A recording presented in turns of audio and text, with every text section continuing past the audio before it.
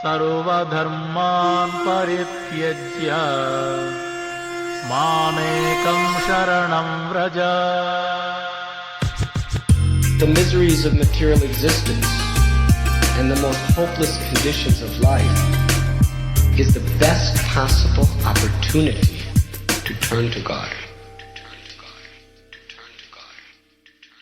You're listening to Bare Knuckle Bhakti Shorties on the Bhakti Recovery Podcast with Jiva G, coming at you every Monday with a little spiritual something. Haribo, my friends, I have missed this in an incredible amount of missingness. It is the first Bare Knuckle Bhakti Shorty that I've done in 3 months. Been in India, I'm back in Grey Berlin, and still adjusting. And wanted to deliver my shorties. I'm sorry I was absent so long, and I think we all have a very full life. My life of service is super full. But I am on my japa walk and thought to myself, Jiva, while you're on your japa walk, just do a shorty. So I wanted to let everyone know I'm doing some interviews again with members of the BRG. I'm really excited. I've done my first one yesterday, and today I've got the next one. So we got some change up in flavors going on now, so we don't have to just always listen to me. And get some other opinions about not only experiences, not opinions, but other experiences. And that's what we're all about: experience, strength, and hope. And we share that. We share that with our community. This has been an amazing transformational. Well, the transformation is optional after the transition, is it not? The transition happens. There are those things in life that transitions, they just happen. And then the transformation, that's where we have to be in action, right? And that's something that I'm getting out of my lazy chair. The thing is, the transition that's going on, I think everybody has felt it, right? Lately, the last few months has been, and the planets have aligned as such. And I am not an astrologer, so I can't go into that as an expert. But experientially, everyone feels it. It's a heavy vibe. And so much stuff is happening in the world, societally, personally, emotionally, physically, whatever it is. I would say that if you don't feel it, you're a very blessed person. Anyway, with me, I can share my experience, strength, and hope. While I was in India, I held a lot of space for a long time, and it was wonderful. I love holding space. It's what I'm meant to do. And having space being held for me is so important, which I realized. For me to be able to be just one part of, sit in the back row, sit down, shut up, listen, and have the opportunity to really be led by bona fide, trustworthy people. Realize how important that is. And it's so important that I'm going to make space for myself as much as I possibly can. I hope it's not so windy that you don't hear me. I'm going to hide behind this tree now because the wind is blowing really hard. That space is so vital for my spiritual growth. And I'm realizing that on such a deep level. I went on a retreat in Mayapur Dham, in Navadvip, and went on a pilgrimage as well. And we studied and learned about Bhaktivinoda Thakur's teachings, about him, his bhajans, his mood. If anyone here doesn't know who Bhaktivinoda Thakur is, he is one of our founding acharyas. And you should find out. Go and find out for yourself. A surrendered soul to Krishna, somebody who not only deeply felt, he acted. He's not only a deep, deep thinker and feeler and connector of Krishna, his life was dedicated to service to Krishna and the devotees.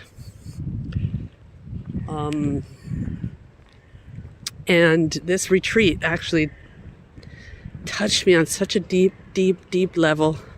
I don't even know. And I knew how important this retreat was for me. I did everything. I canceled so many things just to be at this retreat because I just had a feeling. And there was no special reason. There was nobody there who I really knew, and no charismatic leader or something like that. It was a calling that I answered and showed up for. And it changed me. And it gets me thinking about what I put into my eyes, what I put into my ears. What kind of association do I have? What kind of fellowship do I do? What kind of thoughts do I want in my head? And as much as I'd love to think that everything I do doesn't have an effect on me, as far as, a little bit of this and that, it's all fine, it does have an effect on me. And in reality, people, I'm holding on for dear life. In reality, if we really look at our true position here on earth at this time, if we really look at that, we all should understand that this house is on fire. You might not feel it, you might not see it, but it is. How desperately we need Krishna. Just look around. Look around. Look around your life. Look in the news. Look at your politicians. Look at the way people act. Choices that we make. You'll see it's burning. We're in a burning building. And we're such illusion to think that we're not. And there are people blessed who only see the positive things. I love that. But I've already taken the pill. I can't unsee what I've seen. I can't live in that bubble. I'd freaking love to live in that bubble. And sometimes I get to visit. Of course I do. When I'm working my steps, when I'm close to Krishna, when I'm doing the things, drinking the things in my eyes that I should be, hearing the things in my ears that I should be doing, that I should be listening to, having the association that I should be having. When that's all in order and my mind is in the game, then it's good. The moment I step out, and I don't mean just physically, I mean mentally, because I've been in perfect situations in a horrible mental state of mind or in a low emotional state of mind. The moment I step out of the realm of good, I'm screwed. I'm in that burning building again. And I realize now, and this is the thing, people, I always used to think anybody who hasn't hit a bottom, a terrible, horrible bottom in life, cannot understand the dire need of having a higher power. And that statement is false. Some people are born with that intelligence, seeing this world for what exactly it is, and not lamenting. I'm not talking about, look at all the negative, look how shitty everything is. That's not what I'm saying. I'm not saying that. I'm saying taking that, knowing that, making the best out of what we have. The absolute best of what we have. And what's the best that I have? Krishna consciousness and a 12-step program. That's as good as it gets. It doesn't get better than that while I'm here. The building is burning and everyone's just fucking whistling in the dark. Excuse my language, please. I didn't mean to do that. I'm really trying to watch that too. And I'm just whistling in the dark. Oh, oh, there's no fire. Anything that I do, there's no fire. It's not that we have to look at the fire all the time. I'm not saying that. I'm not saying, look at the burning building all the time. We're always in an emergency state of mind. I don't want that either. But I want that to be knowledge. And knowledge doesn't have to mean that we embody that emotionally. That's where Krishna consciousness comes in. And that's where the steps come in. Full acceptance, life on life's terms. Accept our lot in life. Isn't that what Bhakti's all about? Isn't it? I mean, we can't be jnani yogis, meditate everything when we go to a cave. Not everyone has that nature. Not, I don't know anyone. I know maybe one person who would have the potential to do something like that. But most of us, I don't know, I can't. I need to use what I have in order to realize. And it needs to be purified, which means even my feelings I can offer. This is all for you, Krishna. Please let me use my dissatisfaction in your service. Please let me use my joy in your service, because it all comes from you anyway. And I'm just borrowing it. Actually, I'm not borrowing it. This is my karma. And all these functions on this machine, we're this part and partial inside this machine, moving through this material manifestation of a world. Really quite bizarre. So, yeah, that's where I'm at. And I've realized even deeper, I've always realized intellectually, yeah, surrender, that's the only way. Yes. But on a deeper level, what comes after surrender? Faith. Because if we surrender, what are we surrendering to? Okay, if we surrender to God, now what? I surrender to God, now what? Now you got the mind poking at you again, and your emotions poking at you again. We have to have faith.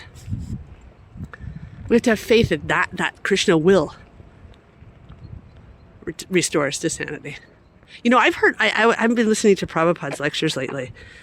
Somebody, I don't know if it is that way, but somebody has been putting them on YouTube, and it sounds like the sounds are perfect. So maybe they've put them in AI so that I can understand Prabhupada, because of those lousy recordings back then. It was very difficult for me acoustically to understand him, plus the dialect. So I've been listening, and he was talking about Christians and the prayer of give us this day this daily bread. Now, I'm not going to take this out of context, because I didn't listen to everything, and I've heard this before. And he says, well, what is this? We show up, we don't beg to God. We show up in darshan so that God can see us, and not so that we can see God. Well, I'm not there yet. I beg Krishna to even be in the position, to even to be in that position, to think that way. So I'm still kind of grappling around that statement.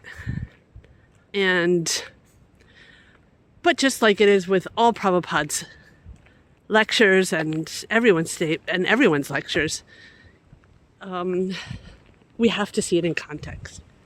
And so I don't know what the whole context was. And I'm sure it was for a reason. And I understand that part as well. I do understand showing up for God so he can see me. It's kind of like, I guess it would be kind of like getting our acts together so that God can see us doing this service for him and everyone else, putting on your best suit, so to say. And it's a beautiful concept. And I'm going to put that. And I desperately need God. I desperately need to be laying at the lotus feet of Krishna. What I was saying before was that I always thought that people who had to hit some sort of material hideous bottoms in order to get to that mood. I haven't hit any hideous bottom in 30 years. But life as such, and my ability to deeply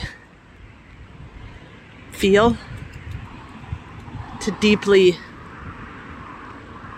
see, to deeply reflect, has been something that it's been something that has let me see my true position here. I don't know, it's a really weird thing. I hear people who haven't done anything like that and have completely surrendered in one form or another.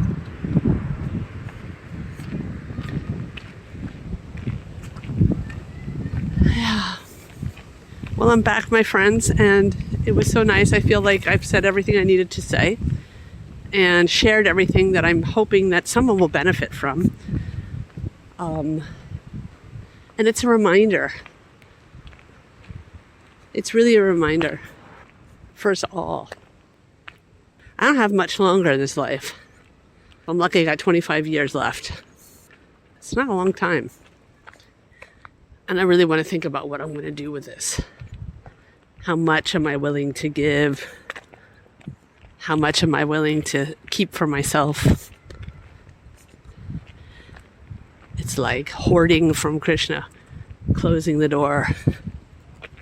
A miser of my potential prasad. Miser. Like miserly. How much am I willing to give to Krishna?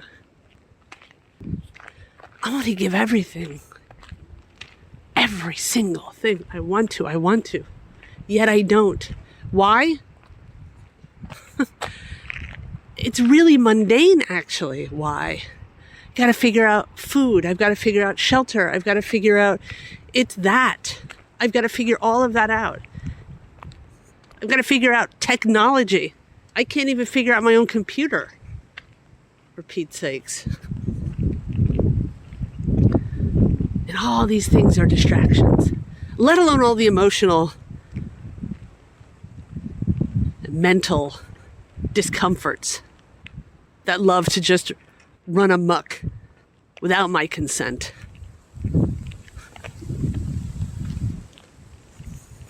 That's why I don't give everything 100%.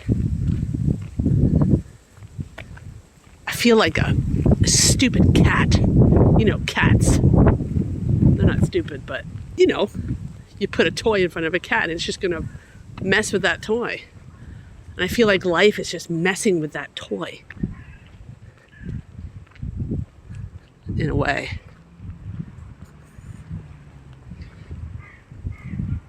So let's ask ourselves, take a second right now, ask yourself, how do you want to, are you still being miserly? I certainly am. Are we being miserly with, and when I say prasad, I mean everything is up. Everything is up for offer. Mind, body, thoughts, emotions, actions. It's all prasad. As soon as we offer it, it's becoming prasad. Prasad is not just food. How many things am I willing to eat without offering? Think without offering. Do without offering. So think about that for a moment. Not for you to feel bad. For you to just get a reality check. It's for me to get a reality. I need these reality checks. If I don't have this reality check, I'm just going to keep getting distracted and play with that stupid ball like a cat.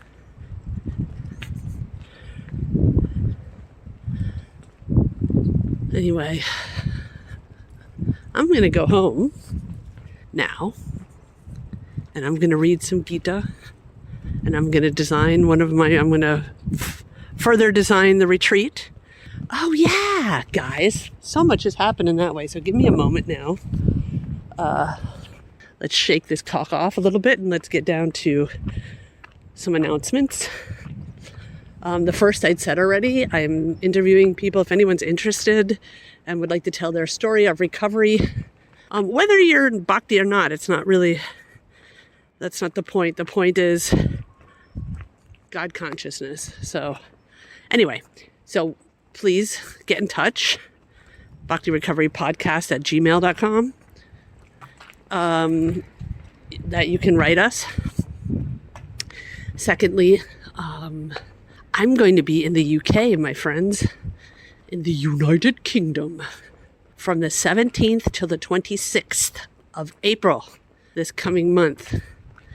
17th to the 26th. If you would like to have my dates and where I'm going to be giving talks and workshops and introductions. You can go to our website, www.bhaktirecoverygroup.com. And I'm also launching, in collaboration with the Govardhan Eco Village, something called the Bhakti Discovery Group, which is a very interesting project. And it is absolutely, it's kind of like a 12-step program without naming it as recovery or the 12 steps. And every 12-step person will understand why that is. The Bhakti Discovery Group will be a platform where people struggle, just regular people who aren't addicts or don't identify as an addict or don't identify as an alcoholic or codependent. It's for people who just struggle with everyday material life and how we can sort of navigate through that. And of course, I use 12-step language is my language, so I use it without naming the steps. And it's really interesting. Anyway, so that's that. More information on the website. We meet monthly on Zoom. I will also be in the summer, end of July through the middle of August. I will be in Los Angeles. Also doing presentations and talks about the Bhakti Discovery Group and the Bhakti Recovery Group. So please check the website for those dates. They're not all settled yet, but more to come. That will be in August.